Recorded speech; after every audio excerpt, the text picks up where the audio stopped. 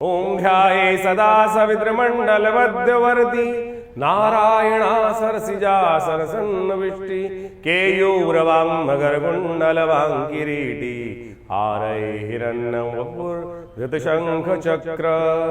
नमस्कार, स्वागत है आपका आचार्य वाणी में। मैं आचार्य डॉक्टर विक्रमादित्य आपके साथ। और आज का विषय हमारा है वृश्चिक राशि, मंगल प्रधान वृश्चिक राशि।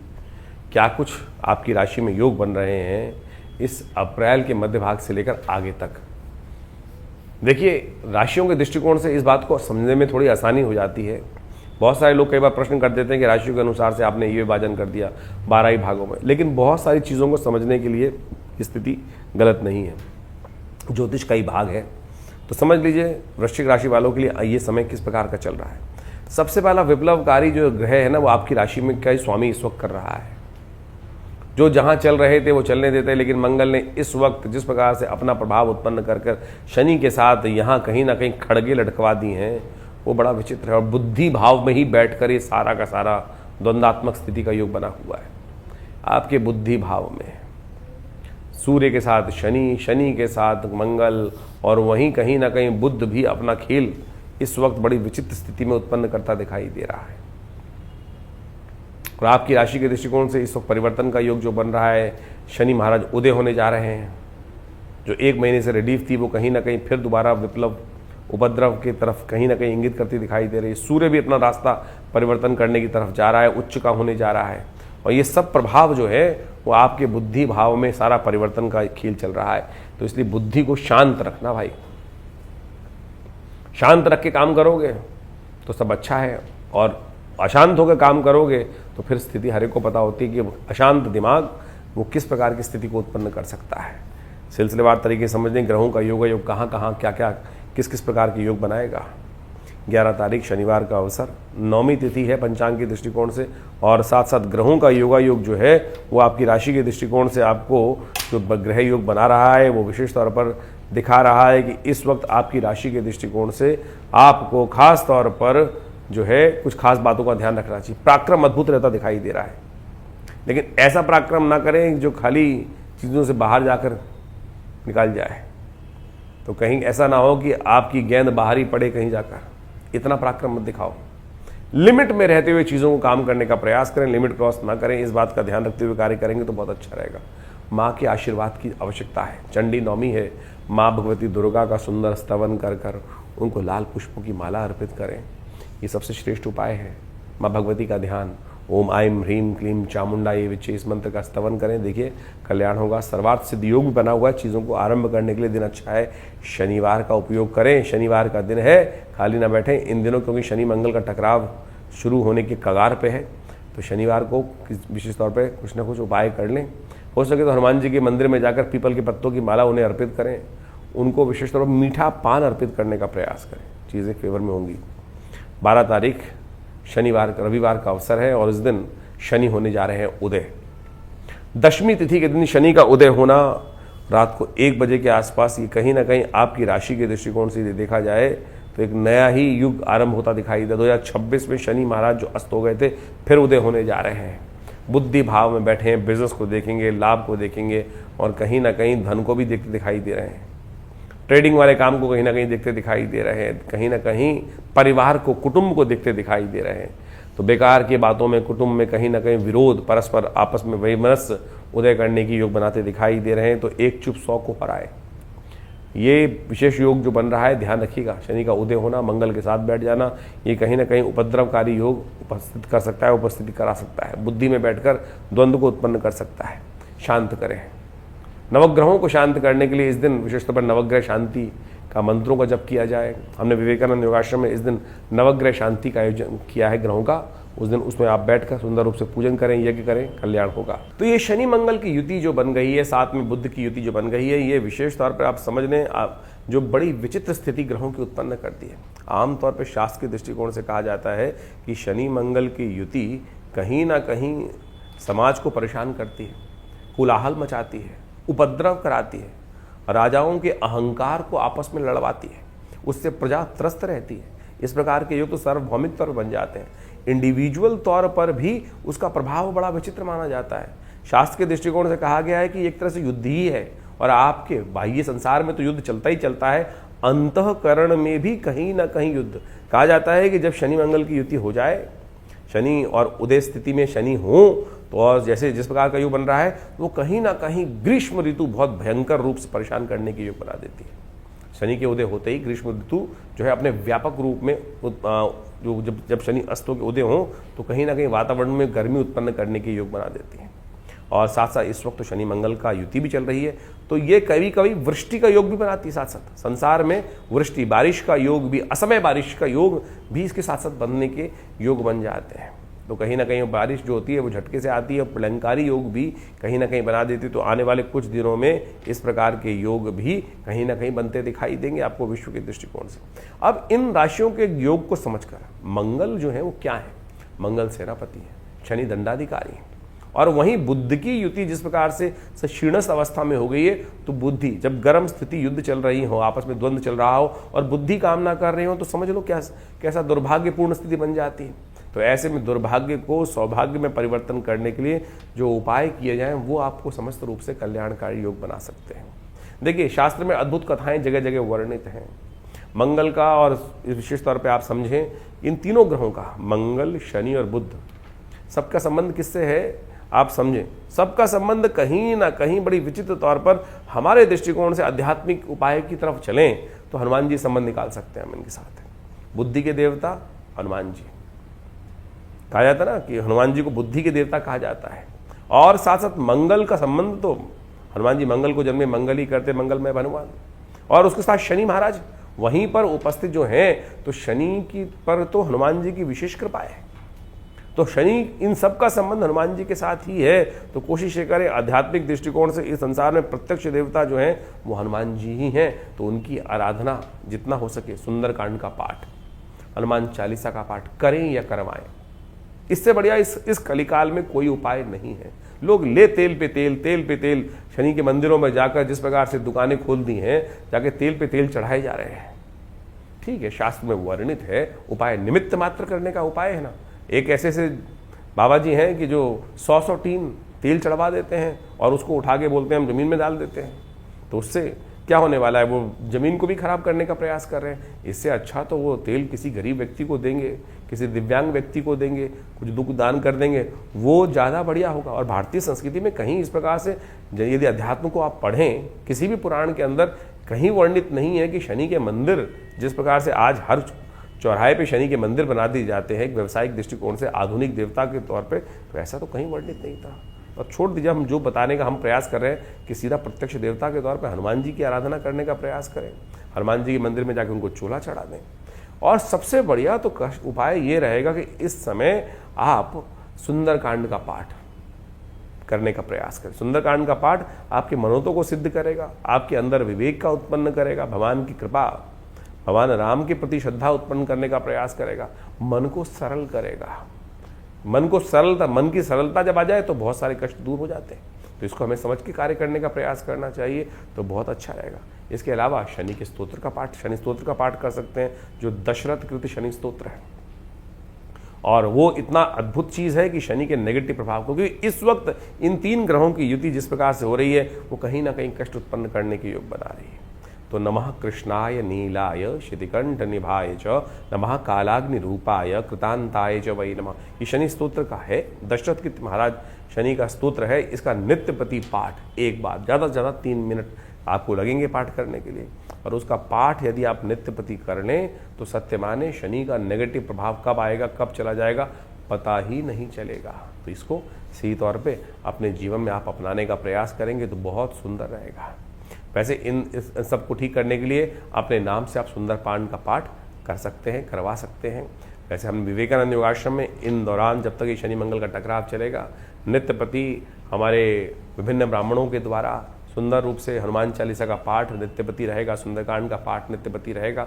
आप चाहें तो उस समस्त अनुष्ठान में भाग लेकर अपने लिए, अपने परिवार के निमित्त इन सब चीज़ों के अनुष्ठान में लाभ ले सकते हैं। और हमारा आश्रम में हनुमान जी का सिद्ध जो मूर्ति है वो आचार्य श्री केशव देव जी के द्वारा प्रतिष्ठित की गई। माँ भगवती दुर्गा की जो प्रतिमा है वो मुल्तान से 500 साल पहले लाई गई थी, और वो आज हमारा सौभाग्य है कि हमारे बीच में भगवती का सुंदर श्री विग्रह, 500 साल पुराना श्री विग्रह जो पाकिस्तान मुल्तान से आया था, वो आज विराजमान है। उनके नित्यपति आराधना चलती है।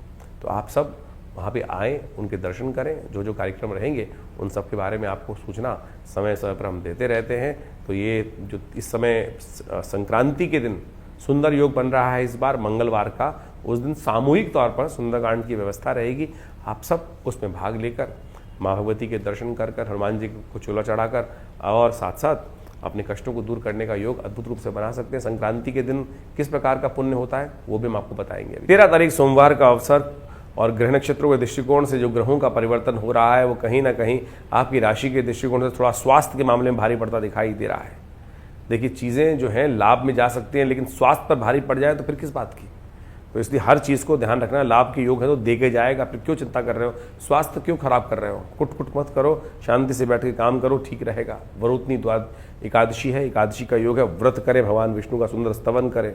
और इस दिन ध्यान रखना चाहिए, शास्त्र में कहा गया है कि इस दिन जूस जो है जुआ नहीं खेलना चाहिए।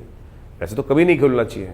व्रत मुहूर्त को पढ़ें तो उठा के उसमें लिखा हुआ है, यही शब्द मैं वहीं से बोल रहा हूँ, ये शब्द वहीं लिखा है कि जुआ नहीं खेलना चाहिए, मांसाहार नहीं करना चाहिए और साथ साथ कांसे का बर्तन का उपयोग नहीं करना चाहिए। लेकिन ये तो कभी भी नहीं करनी चाहिए। जुआ तो कभी नहीं खेलना चाहिए, मांसाहार का बिल्कुल भक्षण नहीं करना चाहिए, लेकिन इस दिन तो बिल्कुल नहीं करना चाहिए। इस बात का ध्यान रखें, शास्त्र के अंदर वर्णित है। ये सब चीज़ें हानिकारक हैं, लेकिन फिर भी स्वास्थ्य के दृष्टिकोण से, आनंद के लिए लोग कहीं ना कहीं इन गलत रास्तों पर चले जाते हैं।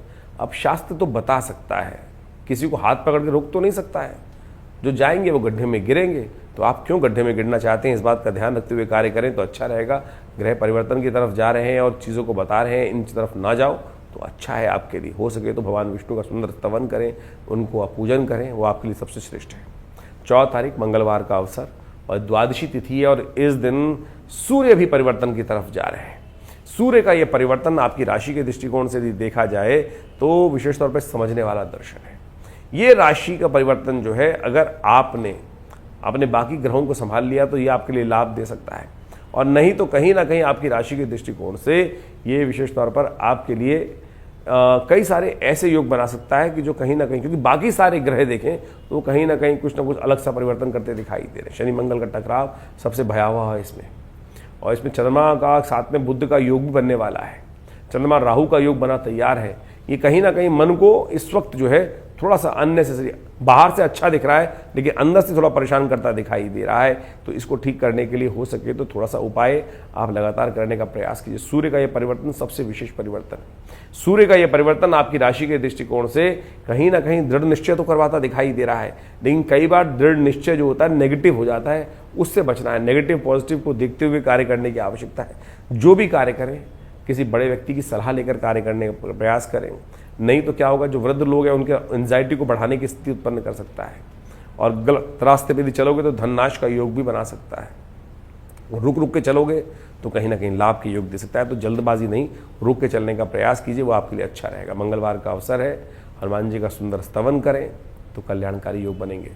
सूर्य ने जो संक्रांति का सुंदर योग बनाया है 14 तारीख को, परिवर्तन करने का योग बनाया है, ये मंगल के साथ एक योग बनाकर तैयार करें। देखिए, मंगल के साथ इसलिए कह रहे हैं कि सूर्य का जो परिवर्तन हो रहा है मंगलवार के दिन हो रहा है, मंगल की राशि में हो रहा है, और ऐसे में मंगल की राशि में आके ही सूर्य जो है वो विशेष तौर पर उच्च के हो जाते हैं।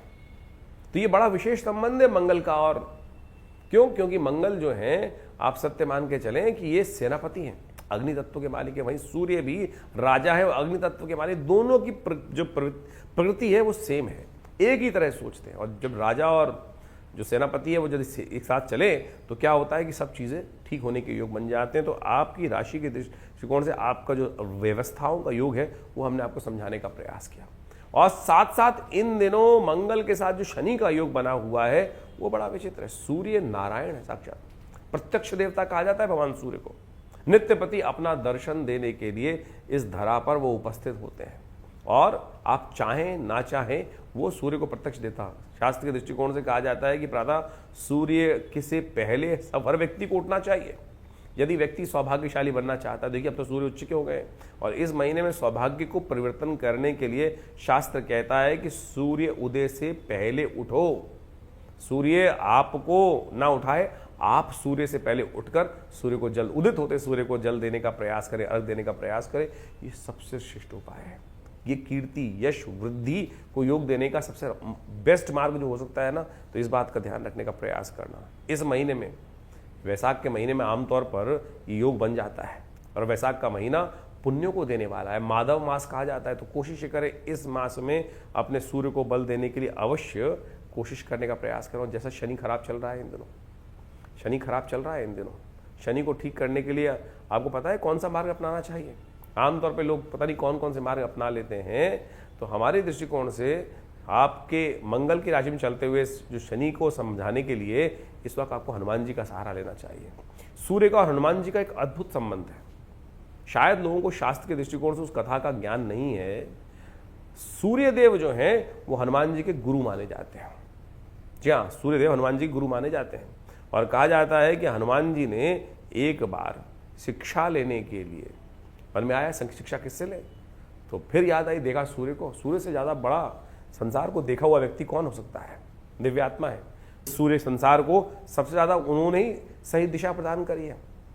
तो हनुमान जी बाल्यकाल में भी एक बार उड़ के गए थे सूर्य की तरफ, फिर उड़ चले एक बार युवावस्था में, जब शिक्षा लेने की बात आई तो फिर उड़ चले एक बार सूर्य की तरफ। जब सूर्य महाराज ने देखा कि ये वही बालक है जो आ रहा है, पहले बाल्यकाल में भी आया था और ग्रास कर लिया था, तो पूरे संसार में अंधकार हो गया था, तो फिर उनको लगा कि आ रहा है परेशान करने के लिए। लेकिन हनुमान जी से वो थोड़े संकुचाए, तो उन्होंने कहा हनुमान जी से कि भाई हाँ, आप फिर कैसे आना हुआ? तो महाराज आपसे दीक्षा लेना चाहते हैं। तो भगवान सूर्य ने कहा कि दीक्षा देने के लिए शिष्य और गुरु की एक व्यवस्था बननी चाहिए, बैठना चाहिए, बैठ के दीक्षा दी जाती है, और हमारे को तो भगवान ने एक रास्ता बना रखा है। भगवान सूर्य ने कहा कि हमको चलायमान, हम तो हमेशा चलते ही रहते हैं, तो कहाँ हम रुक सकते हैं, कब शिक्षा देंगे? तब कहा जाता है कि हनुमान जी ने कहा नहीं, शिक्षा तो हमको आपसे लेनी है, कि आपके साथ साथ चलेंगे। तब हनुमान जी ने, सूर्य भगवान ने कहा कि ये सिद्धांत गलत है, टालना चाहते थे वो। अब हनुमान जी ऐसा हठीला जो व्यक्ति हो कि जिसने ठान ली कल्याण का मार्ग, तुम आप कहाँ छोड़ने वाले? हनुमान जी से ये हट करने का तरीका भी हमको सीखना चाहिए कि गुरु कृपा प्राप्त करने के लिए किस प्रकार से हट को पकड़ना है, सही हट को पकड़ना है। वो सही हट यदि पकड़े, आमतौर पर व्यक्ति गलत हट को पकड़ते हैं और गलत हट को पकड़ने के कारण से अनिष्ट करवाते हैं, लेकिन हनुमान जी ने सही हट पकड़ी। सूर्य के समक्ष भी उपस्थित जब हुए तो भगवान ने बहुत टालने का प्रयास किया सूर्य नारायण ने। उन्होंने कहा ठीक है, चलते ही रहते हैं। तो बोले हम एक काम करेंगे, आपकी तरफ आपके साथ चलेंगे। हनुमान सूर्य भगवान ने कहा कि साथ चलोगे तो कैसे शिक्षा मिलेगी? तो बोले आप जैसे चलेंगे तो आपके समक्ष उपस्थित रहेंगे। तो बोले आप चलोगे तब तो तुम आगे देखते हुए चलोगे तो हमको पीठ दिखाओगे। बोले नहीं, हम उल्टे चलेंगे, आपके सम्मुख रहते हुए जैसे जैसे आप चलेंगे तो ऐसे जब तक आप हमारे को शिक्षा देंगे तब तक हम उल्टे कदमों से चलते रहेंगे। खैर, कथा बड़ी विचित्र है, और हनुमान जी ने अपनी भक्ति से, अपनी चातुर्य से भगवान सूर्य को भी पिघला दिया, शांत कर दिया। तो हनुमान जी को दीक्षा जो मिली, शिक्षा मिली, वो भगवान सूर्य से मिली। तो आप समझे, शनि को ठीक करने के लिए हनुमान जी का आशीर्वाद ही है। तो कोशिश ये करें, हनुमान जी का सानिध्य लेने का प्रयास करें। इन दिनों शनि मंगल का टकराव, सूर्य का ये परिवर्तन जो हो रहा है, तो खास तौर पर एक काम करें कि सूर्य, आप अपने निमित्त हनुमान जी की प्रार्थना से अपने इन ग्रहों को ठीक करने का योग बनाएं।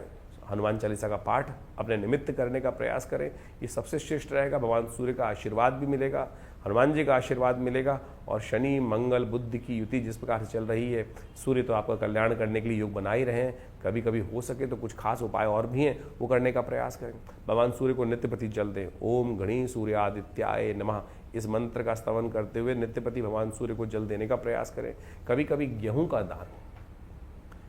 दान विशेष तौर पर बड़ा श्रेष्ठ, सूर्य के कष्टों को दूर करने के लिए कहा जाता है। और शनि मंगल का जब टकराव चल रहा हो तो शरीर के बल के, शरीर के भार के बराबर अन्न दान करने से भी शारीरिक तौर पर कष्ट होने के दूर करने के योग अद्भुत रूप से बन जाते हैं। तो इसको भी करने का आपको प्रयास कर लेना चाहिए, बड़ा सरलतम रूप रहेगा। तो ये आप धारण करने का प्रयास करें। इसके अलावा क्योंकि शनि मंगल का टकराव चल रहा है, तो ऐसे में उस रक्षा कवच प्राप्त करने के लिए एक बहुत सुंदर उपाय शास्त्र में वर्णित है। आप एक काम करें, हनुमान जी का एक रक्षा धागा आमतौर पे हाथ में बांधा जाता है ना, रक्षा कवच के तौर पर, हनुमान जी के सिद्ध मंत्र से सिद्ध करा हुआ ये धागा यदि आप धारण कर लें, जो हमारे विवेकानंद योगाश्रम में मंत्रज्ञों पंडितों के द्वारा विभिन्न रूप से सिद्ध करके ये छोटा सा धागा बनाया जाता है, इसको आप 1 महीने के लिए धारण करने का प्रयास करें। ये हमारे विवेकानंद योगाश्रम में विशेष तौर पर सिद्ध कर कर बनाया गया है, तो आप इसको आश्रम से मंगा लें, धारण कर लें और देखिएगा कैसे भी जो है मंत्र से सिद्ध होकर ये हनुमान जी का सिद्ध धागा जो आश्रम से आप मंगाएंगे उसको धारण करेंगे। चाहे छोटे बच्चे गाड़ी चला रहे हैं, कुछ चला रहे हैं, कहीं भागते फिर रहे हैं, और शनि मंगल का इस वक्त जो है व्यवस्थाएं कहीं ना कहीं कष्ट देने के योग बना ही रही हैं, कहीं ना कहीं चोट लगाने के योग बना रही हैं, द्वंद्वात्मक स्थिति उत्पन्न करते दिखाई दे रही हैं। तो हनुमान जी की मंत्र से सिद्ध करा हुआ ये धागा भगवान सूर्य के नेगेटिव प्रभाव को भी ठीक करेगा और कई सारे रास्ते आपको दिखाएगा, रक्षा कवच के रूप में आपके साथ रहेगा। तो 1 महीने के लिए इसको अवश्य धारण करने का प्रयास करें, कल्याण होगा। तो इस दिन विशेष तौर पर जो 14 तारीख के दिन संक्रांति का योग बन रहा है, इसके साथ साथ विवेकानंद योगाश्रम में, हमारे सानिध्य में विवेकानंद योगाश्रम में इस दिन सुंदर कांड का पाठ रखा गया है और नवग्रह शांति महायज्ञ रखा गया है। आप सब लोग उस यज्ञ में भाग ले सकते हैं। अपने निमित्त उस यज्ञ में हनुमान चालीसा में, सुंदर कांड में, नवग्रह शांति महायज्ञ में माँ भगवती के सानिध्य में रहते हुए इस समस्त कार्यक्रमों की व्यवस्था रहेगी। आप स्वयं उस कार्यक्रम में बैठकर अपने निमित्त यदि नहीं आ पा रहे हैं तो ब्राह्मणों की सुंदर व्यवस्था आश्रम के द्वारा कर आप लाभ ले सकते हैं। माँ भगवती की कृपा से आपके कष्ट दूर होंगे। 15 तारीख बुधवार का दिन त्रयोदशी तिथि विद्यमान है और इस दिन ग्रह परिवर्तन की तरफ जाएंगे और ये परिवर्तन आपकी राशि में विजय का योग बनाते दिखाई दे रहे हैं। विजय हट से मिलती है कई बार, और वो है आपने जो भी क्षेत्र में हट कर ली है वहाँ कहीं ना कहीं चीज़ें आप अपने अनुसार से उनको मोल्ड करने की ताकत तो रखते ही हैं, ऐसा को मान लेना चाहिए। ग्रह नक्षत्र ऐसा ही योग बनाते दिखाई दे रहे हैं। थोड़ा सा बुद्धि का उपयोग और कर लेंगे तो चीज़ें सहूलत से निकल जाएंगी। बुद्ध प्रदोष है, बुद्ध इन दिनों अच्छा नहीं चल रहा है, तो कोशिश ये करें बुद्ध प्रदोष के दिन भगवान शंकर का सुंदर सुबह सुबह स्तवन करके उनको बिल्वपत्र अर्पित करें। चीज़ें बहुत अच्छी जा सकती हैं आपके लिए। 16 तारीख बृहस्पतिवार का अवसर चतुर्दशी तिथि विद्यमान है और इस दिन शुक्र महाराज जो हैं थोड़ी और ताकत में आ रहे हैं और इस शुक्र का ताकत में आना कहीं ना कहीं आनंद, रिलेशन, विजय का योग भी आपकी राशि में बनाता दिखाई दे रहा है। तो बस इस विजय के रथ में थोड़ा सा आगे और बढ़ने का प्रयास कीजिए, चीज़ें अच्छी रहेंगी आपके लिए। बस थोड़ा सूर्य को बल देने का प्रयास कर लीजिए। सूर्य के साथ शुक्र की युति जो हो गई है वो कहीं ना कहीं बहुत अच्छी है। सुबह सुबह सूर्य को जल देना, थोड़ा इत्र डालकर, ये बहुत कल्याणकारी रहेगा। लक्ष्मी का योग भी आपकी राशि में बना सकता है।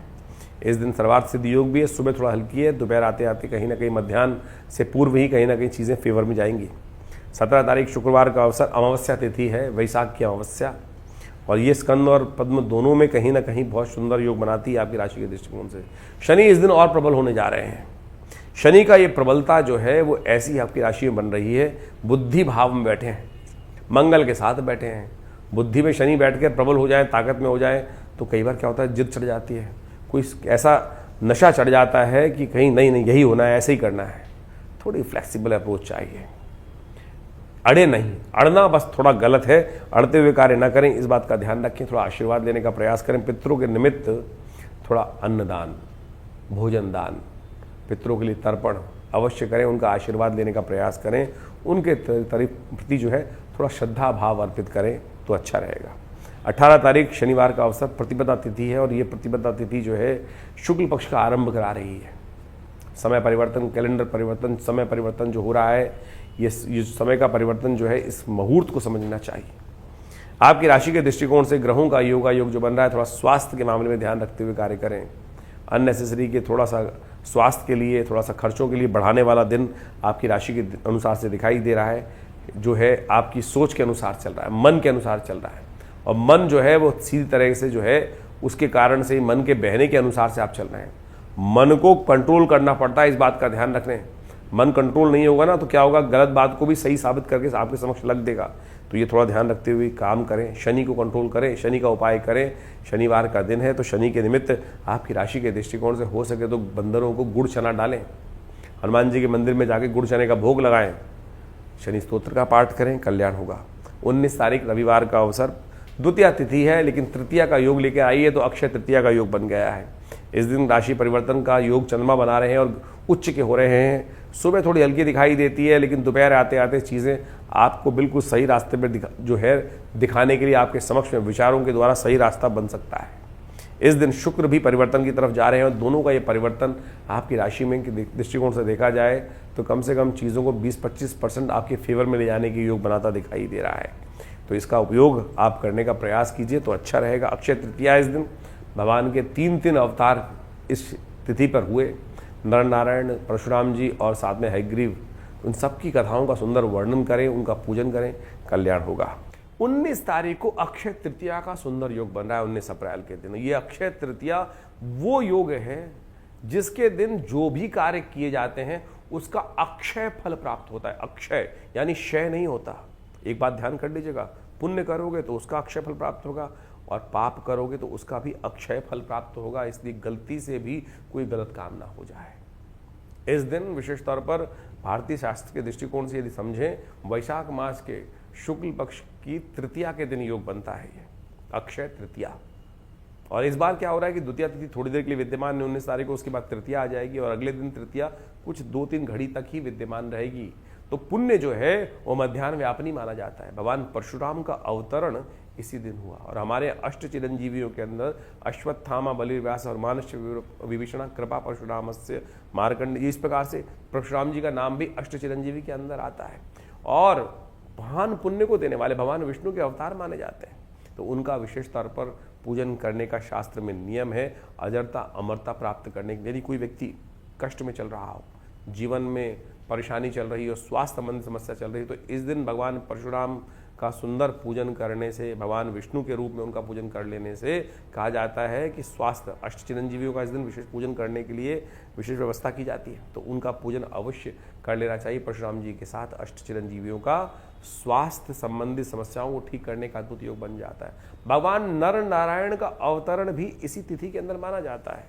इसके साथ साथ भगवान हयग्रीव का भी जो शास्त्र के दृष्टिकोण से पूजन करने की ये तिथि जो उनके जयंती के रूप में मानी जाती है। जब भगवान का सुंदर अवतरण हुआ और हयग्रीव भगवान कहा जाता है कि वो आशीर्वाद प्राप्त था हयग्रीव नाम के राक्षस को, जो घोड़े के समान था। उसने भगवान की प्रार्थना करते हुए यही कहा था कि मेरी मृत्यु मेरे द्वारा ही हो, हयग्रीव की मृत्यु हयग्रीव से ही हो। तो कहा जाता है कि भगवान विष्णु का जब संग्राम चल रहा था, बड़ी अद्भुत कथा है शास्त्र के अंदर। इन बातों को समझने की आवश्यकता है कि हमें गलत चीज सोचनी नहीं चाहिए। कई बार हम बैठे बैठे कई बार क्या होता है गलत भाव सोच लेते हैं और उसका प्रभाव कैसा होता है। शास्त्र में किसी चीज को छोड़ा नहीं गया है। कहा जाता है कि एक बार भगवान विष्णु शेषशैया पर विश्राम कर रहे थे और भगवती जो लक्ष्मी जी हैं वहीं साथ में विराजमान थी। तो क्या हुआ कि भगवान विष्णु किसी बात पे मुस्कुराए। भगवती महालक्ष्मी को लगा कि ये मुझको देखकर मुस्कुरा रहे हैं, मेरा उपहास कर रहे हैं। पता नहीं क्या भाव मन में उठा कि जो गर्दन मुझ पे हंस रहे हैं, गर्दन ही ना बचे। ये भाव भगवती महालक्ष्मी के मन में विचार उठा शास्त्र की कथा के अनुसार से। और कहा जाता है कालांतर में भगवान विष्णु का बहुत भयंकर युद्ध राक्षस से हो रहा था। और कहा जाता है कि इतना लंबा युद्ध चल रहा था कि भगवान जो थे वो युद्ध करते करते सो गए। बहुत लंबे समय 5000 वर्ष तक युद्ध चला। और कहा जाता है कि युद्ध में वो जब विश्राम सो गए तो वो जो कीट था उस धनुष को जाके लग गया और वो धनुष टूटा। जब वो टूटा धनुष तो कहा जाता है कि प्रत्यंचा जब छूटी तो उस प्रत्यंचा से भगवान विष्णु की गर्दन कट गई। तब देवताओं ने, ब्रह्मा जी ने वहां आकर उनकी गर्दन के ऊपर हयग्रीव की, घोड़े की गर्दन लगाई। तब जाकर उस राक्षस का मर्दन हुआ, क्योंकि उसको आशीर्वाद प्राप्त था कि हयग्रीव की मृत्यु हयग्रीव के द्वारा ही होगी। यानी जो घोड़े के रूप में जो राक्षस था उसकी मृत्यु वैसे ही निर्धारित थी। तो प्रकृति ने क्या रास्ता बनाया, क्या घटना घटी, तो यहाँ इसी दिन हयग्रीव भगवान के रूप में भगवान ने अवतरण हुआ, जयंती मानी जाती है। तो उसके बाद भगवान ने हयग्रीव का संहार किया है। तो इस दिन हयग्रीव के रूप में भगवान की जो है जयंती के रूप में दिन माना जाता है। तो शास्त्र के दृष्टिकोण से इस बात को हमको समझना चाहिए। इस कथा का सार हमने यहाँ उपस्थित किया। कई बार हम सबके मन में भी पता नहीं कौन सा विचार उत्पन्न हो जाता है और बाद में कितना ज़्यादा उसके लिए विचार व्यक्त करता है कि हीन भावना मेरे मन में आई क्यों। तो भगवती महालक्ष्मी ने कैसा सोचा था और क्या उनके साथ घटा। तो इस बात को हमें ध्यान रखना चाहिए कि किसी भी मनसा वाचा कर्मणा कोई गलत कार्य किसी के द्वारा ना हो। तो इस बात का ध्यान रखते हुए इस सुंदर पर्व पर, रविवार का अवसर है, विवेकानंद योगाश्रम में हमने भगवान विष्णु का नारायण यज्ञ वहाँ आश्रम पे रखा हुआ है। तो आप सब उस यज्ञ में भाग लेने के लिए सादर आमंत्रित हैं। जो दिल्ली में रहते हैं वो उस यज्ञ में भाग लेकर सुंदर रूप से इस अक्षय तृतीया के दिन भगवान का सुंदर स्तवन करें। सुबह करीब करीब कार्यक्रम वही 8 बजे से आरंभ होता है और करीब करीब 10 बजे तक भंडारे के साथ सुंदरकांड, बहुत सारे रामचरितमानस का पाठ भी, उस स्वाध्याय रहता है उस दिन, भगवान विष्णु का यज्ञ भी रहेगा, सुंदर भंडारा रहेगा। आप सब लोग सादर आमंत्रित हैं इस अक्षय तृतीया के दिन सुंदर रूप से भगवान विष्णु का पूजन करने के लिए, परशुराम जी का पूजन करने के लिए। और समस्त यदि स्वास्थ्य संबंधी समस्या चल रही है, कीर्ति संबंधी समस्या चल रही है, नहीं प्राप्त हो रही है, तो इस सुंदर नारायण यज्ञ में लक्ष्मी नारायण जी की प्रार्थना करने के लिए आप सादर आमंत्रित हैं और आइएगा। माँ भगवती कृपा से अनिष्ट को दूर करने का योग अद्भुत रूप से बनेगा, कष्ट निवारण का योग बनेगा और इस दिन ग्रहों परिवर्तन करने का योग भी बन रहा है। चंद्रमा परिवर्तन करके बहुत उच्च के होने जा रहे हैं, शुक्र बहुत सुंदर रूप से अपने ही राशि में प्रवेश करने का योग बना रहे हैं। तो आप इस सुंदर योग का लाभ लें, ग्रह परिवर्तन कर कर इसे अनिष्टकारी समय में, जब शनि मंगल युति चल रही है, तो चंद्रमा ने शुक्र ने एक युति बनाकर एक नया पुण्यों को जगाने का अवसर दिया है। तो ऐसे में भगवान विष्णु का सुंदर पालक के रूप में हमारे बीच में रहते हैं, समस्त सृष्टि का पालन करते हैं, तो उनका सुंदर स्तवन करने का दिन है। आइए इस यज्ञ में सम्मिलित हों, भगवान की कृपा से अनिष्ट दूर करने के समस्त योग बनेंगे। यज्ञ ही विष्णु स्वरूप है, यज्ञो वही विष्णु शास्त्र कहता है। तो ये यज्ञ संसार का सर्वश्रेष्ठ कर्म है, उसमें भाग लेने की आप अवश्य हमारे साथ यज्ञ में बैठें। माँ भगवती कृपा से अनिष्ट दूर होने के अद्भुत योग बनेंगे। 20 तारीख का दिन यदि हम वृश्चिक राशि के संबंध में बात करें तो सोमवार के साथ जो ग्रहों की तिथि का योग बन रहा है वो आपके लिए काफ़ी कल्याणकारी बनता दिखाई दे रहा है। इस दिन सबसे बड़ा परिवर्तन एक हो रहा है कि बृहस्पति महाराज अपने ही नक्षत्र में और शक्ति को प्राप्त करते दिखाई दे रहे हैं, जो आपकी राशि के दृष्टिकोण से देखा जाए थोड़ा खर्चा जरूर करा रहे हैं, लेकिन लाभ ही जो हो रहा है, ज्ञान जो हो रहा है, जो स्थिति उनकी वजह से ही आ रही है। सुख का पदार्पण भी, चीज़ें जो फेवर में आई हैं वो उनकी वजह से ही आई हैं।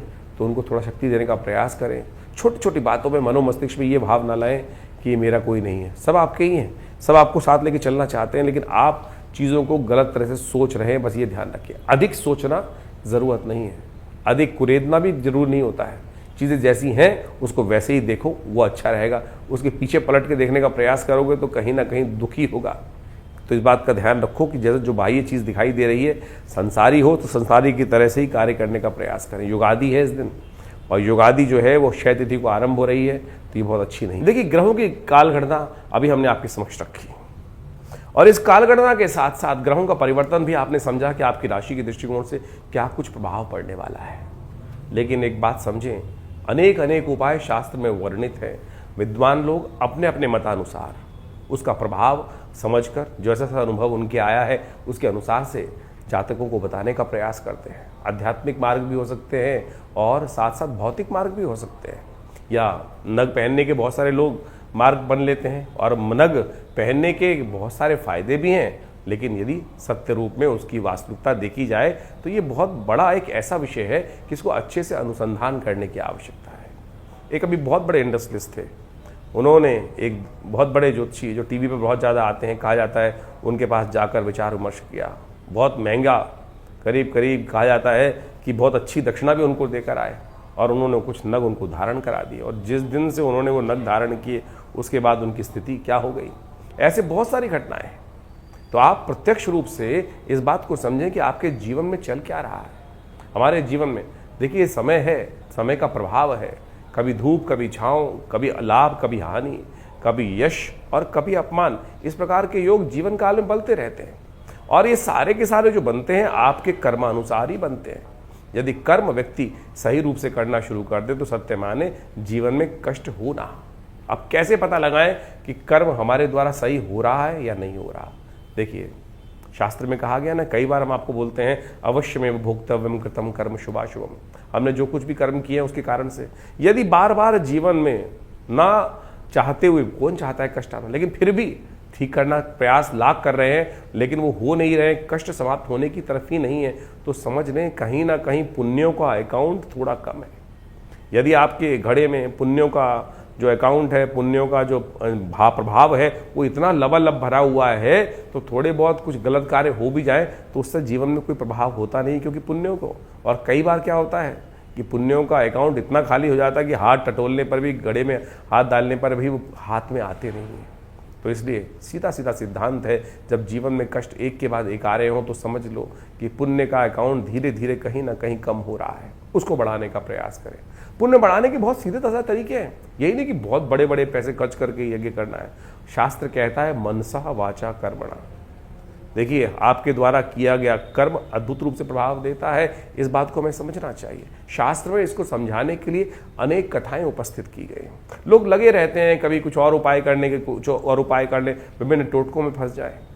परमात्मा का नाम ही शास्त्र में व्यास जी महाराज ने कहा है, आलोड्य सर्वशास्त्रानि विचारे व पुनः पुनः इदमेकम सुनिष्पन्नम ध्याय नारायण सदा, कि भगवान का स्मरण करना ही एक सबसे बढ़िया कार्य है। उसी को स्मरण करने तो और किसी चीज़ की आवश्यकता ही नहीं है, परमात्मा की कृपा। इसीलिए तो इतनी समस्त कथाओं का, यज्ञों का, मंत्र जप का इतना महात्म शास्त्र में बताया गया। हर रोज़ कोई ना कोई पुण्य आपके जो पर्व है, जैसे इस बैसाख के महीने में कितने सुंदर सुंदर पर्व आ रहे हैं। सुंदर सोच शास्त्र में कहा गया है कि इस मास को माधव मास माना जाता है, और माधव मास में कहा जाता है कि भगवान ब्रह्मा ने अपने आप भगवान विष्णु के नाम पर इस मास को रखा है। इस मास में यदि भगवान विष्णु का एक बार भी स्मरण कर लिया जाए तो बहुत से कष्ट दूर हो जाते हैं। तो इसको ठीक करने का तरीका आप समझ लीजिए। जितना ज़्यादा पुण्य हो सकता है वो करने का प्रयास करें।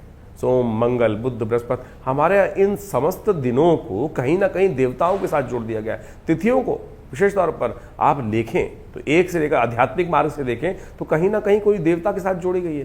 कारण क्या है? कोई ना कोई उत्सव, 365 दिन कोई ना कोई उत्सव भारतीय संस्कृति में लगा रहता है। ये न के न प्रकारेण आप अध्यात्म की तरफ लगे रहें, और जब अध्यात्म की तरफ लगे रहेंगे, आज ये कल वो परसों हुए, तो क्या होगा, कहीं ना कहीं आप जो फालतू के काम संसार में हैं वो आपके द्वारा उनसे हटकर, बेकार के कामों से हटकर कहीं ना कहीं पुण्य कार्य, परमात्मा के स्मरण में वास्तविक मार्ग को आप पकड़ने का मार्ग बना लेंगे, और वो आपके जीवन में कभी बेले कवेले अशुभ समय में वो किया हुआ पुण्य आपको कहीं ना कहीं लाभ देने का मार्ग बना देगा। तो इस सिद्धांत को समझे। हमारे ऋषि मुनि बहुत चतुर थे, बहुत बुद्धिमान थे, और ऐसी व्यवस्था अपनी संतति के लिए करके गए हैं कि वो कहीं ना कहीं करते रहते। लेकिन फिर भी मनुष्य ऐसा माया के भ्रम में फंस जाता है कि सद्मार्ग से भटककर कहीं ना कहीं अनेक अनेक प्रपंचों में फंस जाता है। तो इसलिए हम समय समय पर जो आपको आमंत्रित करते रहते हैं, कभी ये यज्ञ, कभी वो यज्ञ, कभी ये कथा, कभी सुंदरकांड, कभी हनुमान चालीसा, कभी कुछ और, तो ये सब इसीलिए है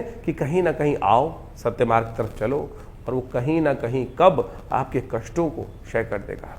भारतीय अध्यात्म विज्ञान को यदि आप पढ़ेंगे, देखिए बहुत सारे लोग हमें कमेंट में लिख के भेजते हैं कि महाराज कथा सुनाने से अच्छा तो उपाय बताओ। उपाय तो हर जगह बता ही रहे हैं, हम हर रोज़ बता रहे हैं उपाय, लेकिन उस मार्ग को समझने का प्रयास आपको करना चाहिए कि ज्योतिष का अध्यात्म के साथ एक इंटर कनेक्शन। कुछ अध्यात्म शून्य व्यक्ति हैं, कोट पैंट पहन कर, और जिस प्रकार से लोगों को आज शराब पिला के उपाय बताने का प्रयास करते हैं, मांस खिलाकर उपाय खिलाने का प्रयास करते हैं, तो उससे कुछ भला होने वाला है किसी का? कुछ नहीं होने वाला उससे तो कष्ट के योग ऐसे ही बन जाएंगे जैसे कुछ ना कुछ। भारतीय संस्कृति में इसके ऊपर बहुत सुंदर कथा आई हुई है, उसको आपको समझ लेना चाहिए। हमने पहले बहुत दिन पहले कथा आपके समक्ष रखी थी, आज बहुत काल हो गया है, इसलिए उस कथा को दोबारा समझाने की आवश्यकता है कि जैसे बर्तन को बार बार मांजने से क्या होता है कि वो चमक आ जाती है ना, तो उस कथा के माध्यम से, अध्यात्म के माध्यम से समझने का प्रयास करें। हमारे पुण्य कैसे बढ़ते हैं? एक कसाई था, अध्यात्म के अंदर उपनिषद में कथा आई है, वो एक महात्मा जी के आश्रम के सामने ही कसाई की दुकान चलाता था, रोज हत्या करता था, रोज आजीविका पालने के लिए कसाई को मांस बेचता था। महात्मा जी अंदर यज्ञ कराते थे। दोनों की मृत्यु एक ही दिन हुई और दोनों यमराज के समक्ष उपस्थित हुए। कहा जाता है कि महाराज जी को पुण्य लोक प्राप्त हुए। महाराज थोड़ी देर रुक गए, उन्होंने देखा कसाई भी मेरे पीछे खड़ा है, चलो इसको भी देखें, इसको क्या गति प्राप्त होती है। तो देखने में आया कि जो महात्मा को लोक प्राप्त हुए थे वही उस कसाई को प्राप्त हुए। तो महात्मा ने वहाँ यमराज से प्रश्न पूछा कि महाराज, मैंने इतने यज्ञ किए, मुझको वही लोक प्राप्त हुए, और मेरे सामने ही हत्या करता था, जीव हत्या करता था, क्या इसको भी वही लोक प्राप्त हुए? तो यमराज जी ने उसका प्रश्न का, बड़ा सुंदर महात्मा के प्रश्न का, संत के प्रश्न का उत्तर दिया कि महाराज, इसके शरीर से ये कार्य हो रहा था, लेकिन मन से नहीं हो रहा था। मन से तो आपको ये देखकर यही भाव रखता था कि कैसे महात्मा इतने सुंदर कार्य कर रहे हैं और मुझे कुछ आता नहीं है, कब ये मेरा पुण्य जागेगा, मैं इससे हटकर पुण्य की तरफ, महात्मा के दिए हुए एक पुण्य कर्म की तरफ, जैसे यज्ञ इत्यादि, कथा इत्यादि की तरफ जाऊंगा। तो आप समझें कि आप जो भी कर्म कर रहे हैं वो तो आपके भाग्य अनुसार, आपके समक्ष, प्रारब्ध के अनुसार से आपके समक्ष आ रहा है, लेकिन यदि उससे निवृत्त होना चाहते हो तो उसमें लिप्त मत हो।